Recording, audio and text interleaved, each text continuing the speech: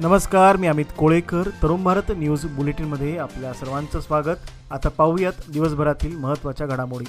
श्री शिवप्रतिष्ठान हिंदुस्थान बेळगावच्या वतीने फाल्गुन शुद्ध प्रतिपदा ते फाल्गुन अमावस्येपर्यंत संपूर्ण महिनाभर धर्मवीर बलिदान मास पाळण्यात आला. यानिमित्त आज फाल्गुन अमावस्येला धर्मवीर छत्रपती श्री संभाजी महाराज यांच्या 336व्या पुण्यतिथीनिमित्त श्रद्धांजली वाहण्यात आली. धर्मवीर छत्रपती संभाजी महाराज हे जगाच्या इतिहासातील अजरामर आणि धगधगता शूर पराक्रमी म्हणून राजा होऊन गेले. अशा या महापराक्रमी राजाला फसवणुकीने कैद करून क्रूरकर्मा औरंग्याने अतोनात हाल करून महाराजांना यमयातना दिल्या. त्यांचे बलिदान अखंड हिंदू समाजासाठी, धर्मासाठी निरंतर तळपणाऱ्या सूर्याप्रमाणे तेजस्वी आहे याची जाणीव समस्त हिंदू समाजाला कायम राहावी याचे स्मरण म्हणून त्यांच्या पुण्यतिथीनिमित्त आज मृत्युंजय अमावस्येला सर्वत्र मूक पदयात्रा काढण्यात आली. यावेळी महिला वर्ग, युवती आणि मोठ्या संख्येने धारकरी उपस्थित होते. उद्या रविवारी गुढीपाडव्याच्या निमित्ताने शहरभरातील बाजारपेठ नागरिकांनी गजबजलेल्या अवस्थेत दिसून आली. हार, फुले, कडुलिंब, आंब्याची पाने यासह पूजेच्या साहित्याची खूप मागणी होती. गुढी उभारण्यासाठी लागणाऱ्या बांबूंच्या काठ्या, कलश, साखरेच्या माळा, फुलमाळा यांच्या खरेदीसाठी नागरिक गर्दी करत होते. फळापैकी सफरचंद, द्राक्षे, केळी, डाळिंब, संत्री यांची मागणी तेजीत दिसून आली. शहरातील पांगुळ गल्ली, खडे बाजार, बुरुड गल्ली यासारख्या प्रमुख बाजारामध्ये सकाळपासूनच नागरिक गर्दी करत होते. बुरुड गल्लीत गुढीसाठी लागणाऱ्या बांबूच्या काठ्यांची विक्री अंदाजे 100 ते 150 रुपयापर्यंत होत होती. पारंपरिक सणाच्या खरेदीसाठी नागरिकांनी बेळगावात आजच गर्दी केली होती. शनी पालट आणि शनी अमावस्या एकाच दिवशी आल्याने बेळगावच्या पाटील गल्ली येथील प्रसिद्ध श्री शनैश्वर मंदिरात शनिवारी मोठ्या प्रमाणावर भक्तांची गर्दी पाहायला मिळाली. शनिदेवाची कृपा प्राप्त करून घेण्यासाठी हजारो भाविकांनी दर्शन घेतले आणि विशेष पूजा अर्चा केली. सकाळी 8 वाजल्यापासून रुद्राभिषेक आणि तैलाभिषेकाने धार्मिक विधींची सुरुवात झाली. तसेच शनिशांती, तीळ होम आणि लघुरुद्र देखील संपन्न झाला. दिवसभर मंदिरात भक्तांसाठी प्रसाद वितरणाची व्यवस्था करण्यात आली होती. महिला आणि बालकल्याण मंत्री लक्ष्मी हेब्बाळकर यांनी देखील मंदिरात येऊन शनिदेवाचे दर्शन घेतले. शनिदेवाच्या कृपेने भक्तांच्या जीवनातील अडथळे दूर होत अशी प्रार्थना करत आज हजारो भक्तांनी श्री शनैश्वर महाराजांचे दर्शन घेतले. येळ्ळूर रोड वडगाव येथील अष्टविनायक मंदिरात चोरीचा प्रयत्न झाल्याची घटना काल शुक्रवारी सायंकाळी 4 वाजता समोर आली आहे. दर्शनाच्या बहाण्याने आलेल्या चोरट्याने दानपेटीतील रक्कम चोरण्याचा प्रयत्न केला. ही संपूर्ण घटना सीसीटीव्हीत कैद झाली आहे. या घटनेमुळे परिसरात मोठी खळबळ उडाली असून नागरिकांमध्ये भीतीचे वातावरण निर्माण झाले आहे. मंदिराच्या व्यवस्थापनाने तातडीने शहापूर पोलिसांना याची माहिती दिली. सीसीटीव्ही फुटेजच्या आधारे चोरट्याचा शोध पोलीस घेत आहेत. गुढीपाडव्याच्या निमित्ताने शहरातील कायदा व्यवस्था बळकट करण्यासाठी पोलीस आयुक्त याडा मार्टिन यांच्या नेतृत्वाखाली शनिवारी राउडी शीटरची विशेष परेड घेण्यात आली. या परेड दरम्यान पोलीस आयुक्तांनी सांगितले की शहरभरातील सर्व पोलीस ठाण्यामध्ये एकूण 210 राउडी शीटरची नावे नोंदवली आहेत. यापैकी 10 जणांनी गेल्या 10 वर्षात कोणताही गुन्हा केला नाही असे आढळून आल्याने त्यांची नावे राउडी शीटर्स या यादीतून काढून टाकण्याची प्रक्रिया सुरू करण्यात येईल. शहरातील राउडी व्यक्तींची नावे नियमित अपडेट केली जात असल्याचेही त्यांनी स्पष्ट केले. सध्या चालू असलेल्या गुन्हेगारी प्रकरणांची तपासणी करून यादीत बदल करण्यात येणार आहे. गुढीपाडवा सणाच्या निमित्ताने शहरात शांतता राखण्यासाठी पोलिसांनी काटेकोर तयारी केली आहे. छत्रपती धर्मवीर संभाजी महाराजांच्या बलिदान मासाच्या अंतिम दिवशी बेळगावातील कपिलेश्वर मंदिरात पोलीस दलाच्या श्वानाने महाराजांच्या प्रतिमेला नमन केल्याने सर्वांचे लक्ष वेधले गेले. नियमित तपासणीसाठी आलेल्या पोलीस दलासोबत या श्वानाने प्रतिमेसमोर नतमस्तक होत अभिवादन केले. हा भावनिक प्रसंग पाहून उपस्थित शिवभक्त भारावून गेले होते. धर्म आणि स्वराज्यासाठी बलिदान दिलेल्या संभाजी महाराजांच्या स्मरणात हा क्षण विशेष ठरला. अंमली पदार्थाच्या विक्रीसोबत त्याचे सेवन करण्याविरोधात पोलिसांनी कारवाई सुरू केली आहे. टिळकवाडी पोलिसांनी रस्त्याशेजारी गांजाचे सेवन केल्याच्या आरोपावरून एका दिवसात 6 जणांविरुद्ध FIR दाखल केले आहेत. यावेळी त्यांची वैद्यकीय तपासणी करण्यात आली. टिळकवाडी पोलीस निरीक्षक परशुराम पुजारी, उपनिरीक्षक विश्वनाथ घंटामठ व त्यांच्या सहकाऱ्यांनी ही कारवाई केली. त्या सर्व 6 जणांविरुद्ध 3 स्वतंत्र FIR दाखल करण्यात आले आहेत. अंमली पदार्थ प्रतिबंधक कायदा 1985 च्या कलम 27B अन्वये त्यांच्यावर FIR दाखल करण्यात आले आहे. त्याचबरोबर अंमली पदार्थाचे सेवन करण्याविरोधात कारवाई तीव्र करण्याचा इशाराही पोलिसांनी दिला आहे. काँग्रेसमध्ये महाराष्ट्राप्रमाणे एकनाथ शिंदे किंवा अजित पवार यांच्यासारखी बंडखोरी करण्याची क्षमता असणारे नेते कर्नाटकामध्ये नाहीत. कोणीही पक्ष सोडून वेगळी चूल मांडणार नाही असा ठाम विश्वास कर्नाटक सरकारचे मंत्री सतीश जारकिहोळी यांनी व्यक्त केला. बेंगळुरूमध्ये पत्रकारांशी बोलताना त्यांनी सांगितले की काँग्रेस पक्ष मजबूत आहे आणि गटबाजीचा प्रश्नच येत नाही. सर्व नेते पक्षासोबत एकजूट असून कुठलाही बंडाचा धोका नाही असे त्यांनी स्पष्ट केले. भाजप नेते बसनगौडा पाटील यत्नाळ यांनी पक्षविरोधी कोणतीही कृती केली नाही, तसेच पक्षाविरोधी वक्तव्य केलेले नाही असे असताना त्यांच्यावर पक्षातून निलंबित करण्याची कारवाई करण्यात आली आहे। त्यामुळे हजारो भाजप कार्यकर्ते नाराज झाले असून पक्षांच्या वरिष्ठांनी बसनगौडा पाटील यांच्यावर केलेली निलंबनाची कारवाई मागे घ्यावी अशी मागणी आमदार यत्नाळ समर्थनार्थ कार्यकर्ते रस्त्यावर उतरले होते। भाजप पक्षाच्या निष्ठावंत कार्यकर्त्यावर निलंबनाची कारवाई करणे चुकीचे आहे असे असून तातडीने आपली चूक सुधारावी, अन्यथा यापुढील आंदोलन तीव्र करण्यात येईल अशी चेतावणी यावेळी देण्यात आली। याप्रसंगी हजारो कार्यकर्ते सहभागी झाले होते।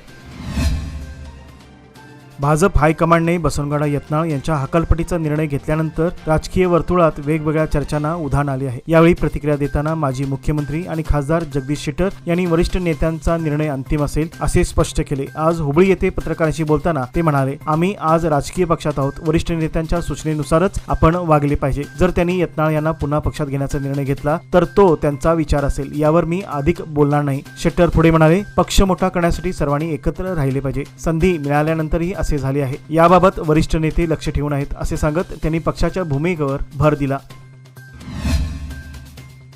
बेळगोंदी येथील बालवीर विद्यानिकेतनच्या वतीने शिक्षक, पालक व संचालक मेळावा घेण्यात आला। संचालक, पालक व शिक्षकांमध्ये संवाद व्हावा, विद्यार्थ्यांमध्ये प्रगती साधावी या उद्देशाने या मेळाव्याचे आयोजन करण्यात आले होते। कार्यक्रमाच्या अध्यक्षस्थानी बालवीर सोशल फाउंडेशनचे अध्यक्ष प्रेमानंद गौरव हे होते। यावेळी प्राध्यापक डी बेळगावकर म्हणाले की मुलांना मोबाईलची सवय लागलेली आहे, पालकांनी मुलासोबत संवाद साधून त्यांच्यासोबत खेळ खेळले पाहिजेत, अभ्यासात लक्ष दिले पाहिजे असे प्रास्ताविकपर भाषणातून सांगितले। मुलांच्या योग्य जडणघडणीसाठी शिक्षकांच्या प्रत्येक प्रयत्नाला पालकांचे सहकार्य आवश्यक आहे। मुलांना शिस्तीचे महत्त्व शिकवताना पालकांनी स्वतः शिस्त पाळली पाहिजे। मुलांचे शिक्षण हे मातृभाषेतूनच झाले पाहिजे, कारण यामुळे त्यांचा बौद्धिक विकास अधिक प्रभावी होतो असे प्राध्यापक मायप्पा पाटील यांनी मार्गदर्शन केले। या मेळाव्यासाठी शंकर चौगुले, परशुराम हदगल, यल्लाप्पा ढेकोळकर, राजू मुजावर, अप्पा जाधव, रीता बेळगावकर यांच्यासह इतर मान्यवर, शिक्षक, शिक्षकेतर कर्मचारी व पालक मोठ्या संख्येने उपस्थित होते।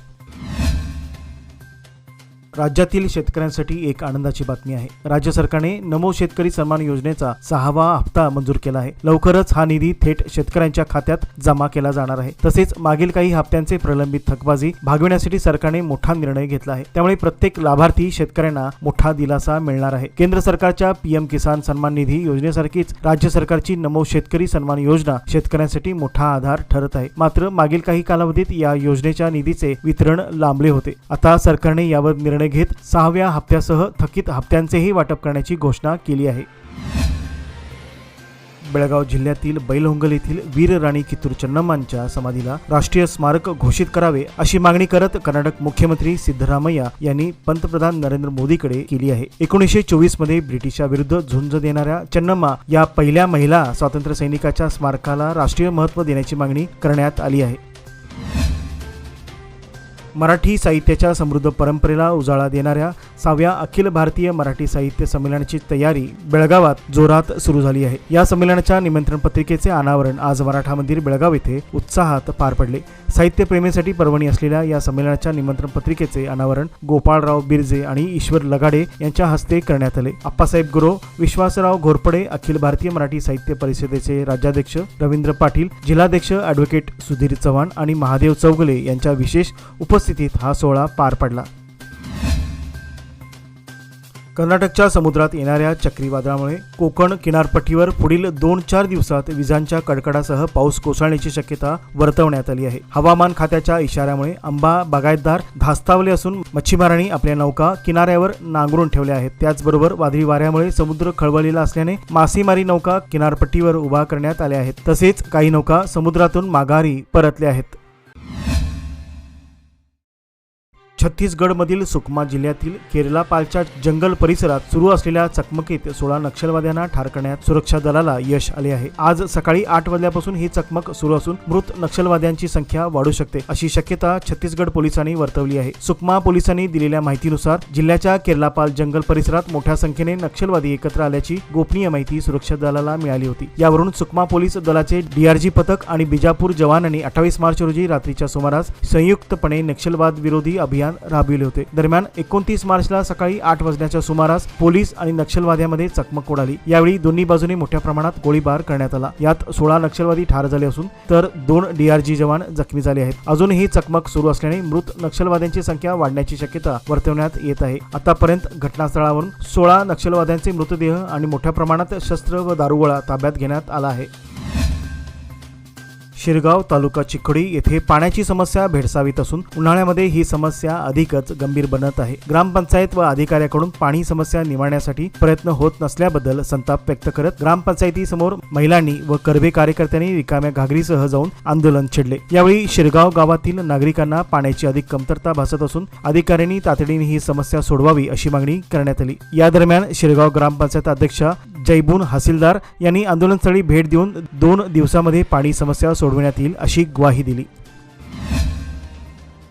शहरातील रस्ते निर्मिती, गटारी, स्वच्छतेला प्राधान्य देणारे व कचरा वर्गीकरणासाठी मशिनरी खरेदी करण्यासह पाणी पुरवठा सुरळीत करण्यासाठी विविध प्रकारे नियोजन करणारे 2025-26 चे 4.15 लाखाचे शिल्की अंदाजपत्रक चिखोडी नगर परिषदेच्या नगराध्यक्षा विना कवडगिमठ यांनी सादर केले। परिषदेच्या नव्या इमारतीत अंदाजपत्रक बैठकीत त्यांनी 27 कोटी उत्पन्नाचे पण 4.15 लाखाचे शिल्की अंदाजपत्रक सादर केले। सर्व नगरसेवकांनी त्याला मंजुरी दिली। यावेळी आमदार गणेश होकेरी, उपनगराध्यक्ष इरफान बेपारी, नगरसेवक जगदीश कवडगिमठ, मुख्याधिकारी व्यंकटेश नागनूर आदी उपस्थित होते। आडी ग्रुप ग्रामपंचायतीच्या कार्यक्षेत्रात समाविष्ट असलेल्या हंचिनाळ केएस तालुका निप्पाणी येथे कित्येक महिन्यापासून गावातील येणारे पाणी सर्वे क्रमांक 5 मधून मोठी गटार बांधून पाण्याचा निचरा व्यवस्थितरित्या व्हावा याकरिता आडी ग्रुप ग्रामपंचायतीला निवेदन देण्यात आले होते। मात्र ग्रामपंचायत प्रशासनाने याकडे दुर्लक्ष केल्याने गावातील नागरिकांनी शुक्रवार दिनांक 28 मार्च रोजी उपोषण केले। सकाळी 10 वाजता राष्ट्रपिता महात्मा गांधी, डॉक्टर बाबासाहेब आंबेडकर, कर्नाटक माता यांच्या प्रतिमेचे पूजन करून उपोषणाला सुरुवात करण्यात आली। या प्रसंगी आडी ग्रुप ग्रामपंचायतीच्या ग्रामविकास अधिकारी पद्मा जाधव यांनी उपोषणस्थळी भेट देऊन ग्रामस्थांचे म्हणणे ऐकून घेतले। आपल्या समस्या सोडविण्यासाठी आपण प्रयत्नशील असून त्यासाठी सर्वांनी सहकार्य करावे असे आवाहन त्यांनी केले।